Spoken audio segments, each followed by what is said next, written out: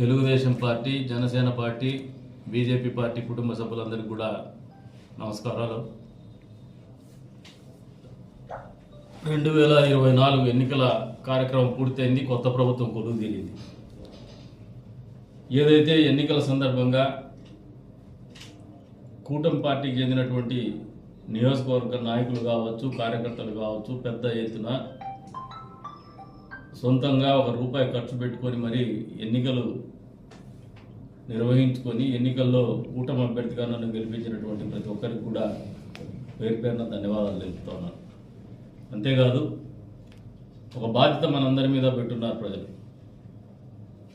రాజకీయాల్లో ప్రతిపక్షాల్లో ఉన్నప్పుడు ఒక రకమైనటువంటి ఆలోచనతో పనిచేయాల్సినటువంటి బాధ్యత ఉంటుంది. అధికారం వచ్చినప్పుడు ఒక రకమైనటువంటి పాత్ర పోషించాల్సి ఉంటుంది బాధ్యతాయుతంగా. కానీ రెండిట్లో కూడా సర్వసాధారణంగా ఉండేది బాధ్యత. ఈ బాధ్యతను గుర్తెరిగే మీరు ఏదైతే స్ఫూర్తితో, నమ్మకంతో, ఆలోచనతో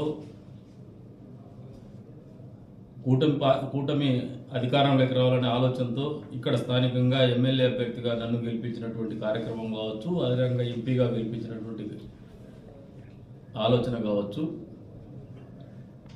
భవిష్యత్తులో ఈ ప్రాంత అభివృద్ధికి, అదే రకంగా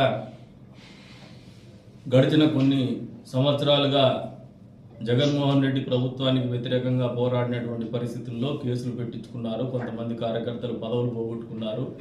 వాళ్ళకు ఉన్నటువంటి ఫీల్డ్ అసిస్టెంట్ కావచ్చు, టెక్నికల్ అసిస్టెంట్, ఫీల్డ్ అసిస్టెంట్ కావచ్చు, అదే రకంగా ఇతరత్ర వాలంటీర్ వ్యవస్థలో ఒక పార్టీ కొమ్ము కాసేటువంటి వ్యక్తులు కావచ్చు, ఇవన్నీ కూడా ఒక ప్రధాన భూమికి పోషించినాయి. కొద్ది వరకు నష్టపోయినటువంటి పరిస్థితులు ఉన్నాయి.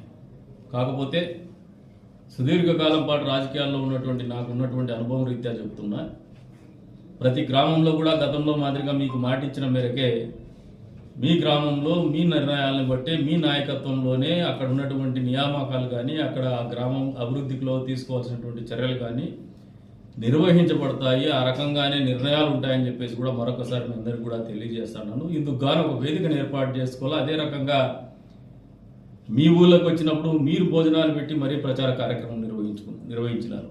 దీనికి ఎప్పుడు కూడా సదా కృతజ్ఞుడుగా ఉంటా అని చెప్పేసి కూడా ఈ సందర్భంగా తెలియజేసుకుంటూ, నాకు ఒక అవకాశము మీ అందరినీ కూడా ఒకసారి పిలిచి భోజనం పెట్టేటువంటి అవకాశం కల్పించమని మీ అందరినీ కూడా కోరుతా ఉన్నాను. అందులో భాగంగానే ఈ నెల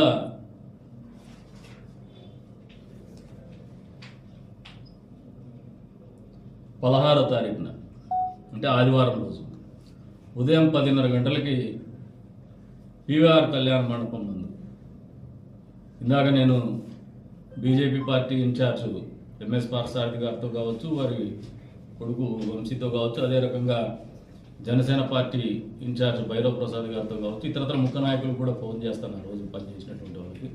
వారందరికీ ఇదే నా ఆహ్వానంగా మీరు పరిగణించి, అదే రకంగా తెలుగుదేశం పార్టీ కార్యకర్తలు కూడా దాదాపు 20 సంవత్సరాల పాటు అధికారానికి దూరంగా ఉన్నా కూడా